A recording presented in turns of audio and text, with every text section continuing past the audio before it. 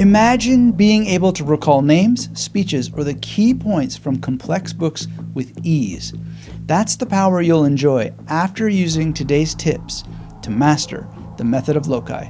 It's also known as the Memory Palace or Mind Palace, and this learning approach leverages your spatial memory specifically to help you transform even the most abstract ideas into vivid and unforgettable mental associations. You'll be able to recall anything that you want because you have anchored the information in familiar locations and tethered it to associations. And this is key because there are a few aspects to the Method of Loci that a lot of people miss. And a key one is that it's not just about location. Method of Loci is actually part of a larger equation. Your loci are meant to be used in combination with mnemonic associations and also a rehearsal process that you could call spaced repetition. I prefer to call it recall rehearsal because I've added a few features to it. And this has been in play for a very, very long time. And the patterns were originally given, I believe, by Aristotle. And once you have them, the approach is extraordinarily powerful. So in this video, I'm going to give you the complete, no-nonsense guide to how the Method of Loci works, drawn from history, my personal experience as the founder of the magnetic memory method and a long-time demonstrator of these techniques, and just someone who loves using it. And I have used it personally to help me pass university, to learn languages, to deliver a very popular TEDx talk. And fortunately, I've also learned from the best, including Tony Buzan while he was still alive, and the thousands of people that I've taught have taught me in return. Lots and lots of lessons. So if you're just starting or refining your practice with the Method of Loci, this guide is going to give you more of the foundations and real-world examples to help you make the Method of Loci your own. Now, loci is the plural of the word locus, meaning a singular place, a location, or what I prefer to call a magnetic station. So for example, have a look at this image on the screen of one of my memory palaces. Each of the little tritons you see there is an individual locus, and the red string shows the journey between the loci, and that's what the Method of Loci is, a strategy for stringing together a number of places along a journey that you use to help you recall information. Now, because this method helps you move across a series of locations or loci, the technique is really synonymous with what's called the journey method, and as I said, the memory palace or the mind palace. Now, to make this concrete for you, how it all works, let me give you a quick example from my life. Years and years ago in university, I had to remember the name of a philosopher named Rawls and a couple of his ideas, so I quickly went through my memory and recalled that I had a grade 9 science teacher named Mr. Ralston. And so I instantly used the Method of Loci to chart out a journey in Mr. Ralston's classroom, literally thinking about where his desk was, where the chalkboard was, where the corners of the rooms were, where my desk was that I sat, where the Bunsen burners were on the back shelf, all of this stuff. And I just made this little journey from station to station to station, or loci to loci to loci. But there's an additional little strategy here. I linked the name Rawls to Ralston with one another. And this additional strategy of R being associated to R is called mnemonic linking. It's also a form of chunking, and it's beyond just a journey. It's a sound reminder of where you place the information and what it might have to do with, so that when you start to think about, well, what was that, right? Why was I using Mr. Ralston's room for this? Because the philosopher was named Rawls. Then on the first loci, the first piece of information related to this philosopher. Now, here's another example. The other day, I started to memorize a fairly challenging poem. The poem starts with the letter P, so I chose my Parkrest Elementary School for the Memory Palace. I sketched it out quickly, and I numbered the loci and started memorizing the poem. And again, because the link between P in the first word of the poem and P in the name of where the loci are laid out in Parkrest Elementary gives me this little additional hook, because it's like profs who work for Komsomol go to Novgorod to work on robot bombs. And when I'm first memorizing this, it could have been teachers instead of profs, right? but I'm not going to get teachers instead of profs, because the first thing I think of is Parcrest. It must be profs for professors. Okay, so I've got a major tip for you on how to use this fabulous technique in order to not just encode information so you can recall it when you move along these journeys, but how to make sure that the information gets into long-term memory. But first, I'd like to invite you to get subscribed if you're new here for more training in the ancient art of memory, and hit that thumbs up to help me continue helping others. I believe that each and every person who enjoys better memory because they have better teaching about these techniques is going to make the world a better place for all of us. And if you agree, just leaving a simple comment, smashing that thumbs up, and being subscribed helps more than you can imagine. And if you'd like even more training, there's a link in the description, gets you a free course and invites to my monthly live implementation boot camps that take you from learning about the techniques to actually completing your memory palaces and developing other mnemonic tools. Because the method of Loci can work in conjunction with lots of other mnemonic devices like the PAO system, the major system, the peg word method, and so on. All right, so now that you know what the terms loci method or method of loci mean at their core, here's another way to think about the technique that's going to help you develop long-term retention. And basically, what you should understand is that space itself is the mnemonic device here. So in other words, it's a location-based mnemonic.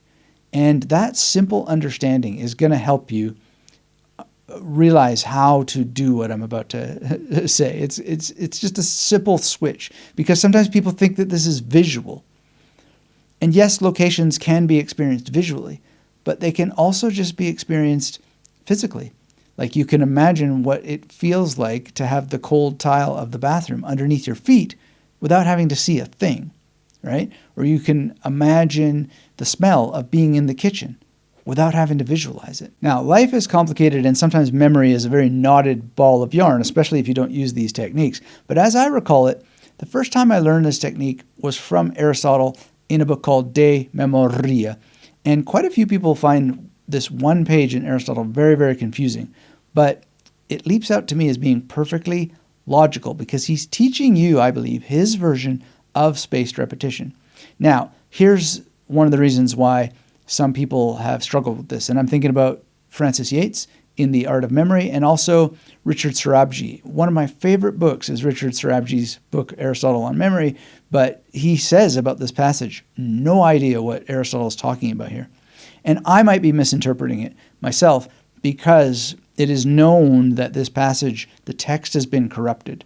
And we also know that some of these notes were taken by Aristotle's students and then written and rewritten many times over the years.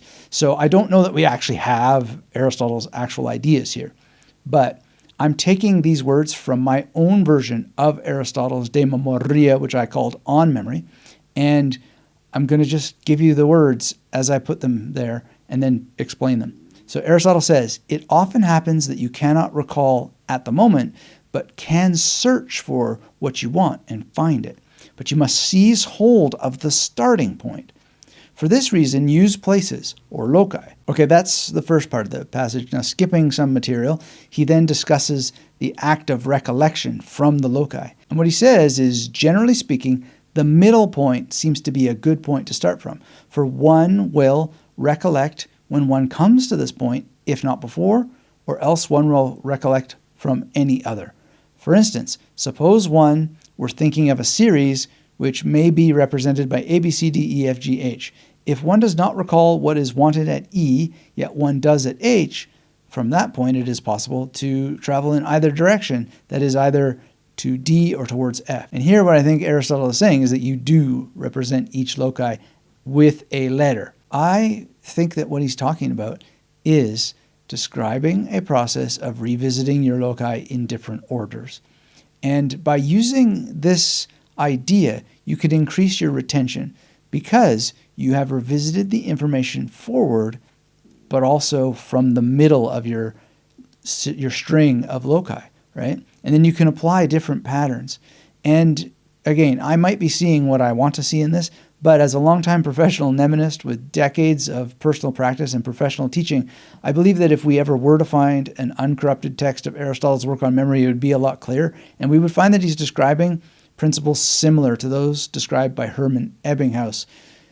And Ebbinghaus talked about this thousands of years later, which are patterns that create what are called the primacy effect, the recency effect, and the serial positioning effect. So you can spend a lifetime studying the memory science, but in brief, what these patterns do is they help you basically turn the method of loci into an internal Anki system, right? So what that means, and I'll demonstrate it for you, and I love doing this in my live boot camps because people's eyes widen and they see right in front of them in real time exactly how this works. If I have a poem, like just some Shakespeare that has recently been on my mind a lot, which is, "Why I have not another tear to shed. Besides this sorrow is an enemy, and would usurp upon my watery eyes and make them blind with tributary tears. Then which way shall I find revenge's cave? For these two heads do seem to speak to me, and threat me I shall never come to bliss, until this mischief be returned again, even in the throats that committed them." Now, to enter into the middle, I think about my journey, and I go to the loci, well, where the middle is, is something like, "Then which way shall I find revenge's cave?" And when I was memorizing this, I didn't just go to the middle, but I went from the middle to the end, the middle to the beginning, and then I skipped all of the different lines. So it doesn't have to be with Shakespeare. It can be with anything. Now, I often memorize things in foreign language, and so that can be a little bit boring to listen to. But another one would be this idea of profs who work for Komsomol go to Novgorod to work on robot bombs. H-bombs or N-bombs? Two sorts of bloodshot horror for worlds of tomorrow. Now, to go out of order, what I first do is tomorrow of worlds, and then horror, bloodshot, sorts too, right? And I just work it out backwards. And I sometimes in English will skip the individual words, but usually I skip individual words in foreign language stuff. But at the end of the day, the reason why I'm doing that using the method of loci, and the method of loci enables it, is because when I follow all the patterns, it makes it so much easier to then go through the material forward and do it quite fluidly. Now, I'm only just memorizing this poem, but what it looks like once it's all done is another poem like this. "Awkward grammar appalls a craftsman, a data bard is daft as a raw, damn stagnant art, and scrawls an alpha, a slapdash arc and a backward slash that mars all stanzas and jams all ballads. What a scandal." Now, I can go on, but because it's a much longer poem, but you can see that it's gotten quite fast, and it's got quite fast very quickly because of following those patterns. These are poems from a book called Eunoia by Christian Book, by the way. A book by Christian Book. Very, very wonderful. In any case, this is very, very powerful. And I've been demonstrating my ability to use it for years in everything from TEDx talks I've given to the language exams that I've passed. And if you would like to go a little bit deeper into this right now, well, I'd encourage you to follow the link to get my free course down in the description. And also join me in one of my homes to go through a full Memory Palace walkthrough next.